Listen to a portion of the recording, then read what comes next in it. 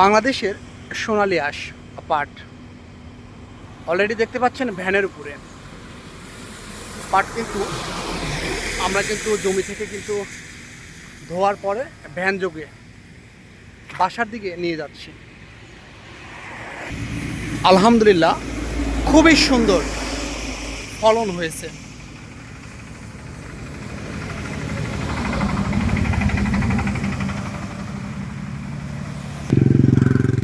দর্শক, যে জমিটি আপনাদের দেখানোর চেষ্টা করছি এটা হচ্ছে আমার দাদির জমি। আজকে কিন্তু দাদি বেঁচে নেই, কিন্তু তার জমি থেকে কিন্তু আমরা কিন্তু ফসল, সোনার ফসল ফলায় নিয়ে যাচ্ছি। তো প্রত্যেকটা মানুষ, আমি আপনি, কেউ থাকবে শুধু আমাদের স্মৃতিগুলো।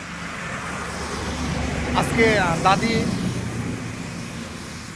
যখন বেঁচে ছিল তখন এই এই জমিতে দাদির সঙ্গে প্রচুর আসতাম, এবং আমাদের এই জমিতে প্রচুর পর্যন্ত রাই হইতো, যেটা মাল বলি, সরিষা।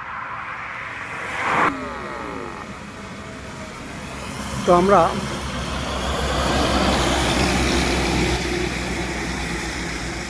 মানুষ থাকতে প্রত্যেকটা জিনিস থাকতে মূল্য দিতে হয়।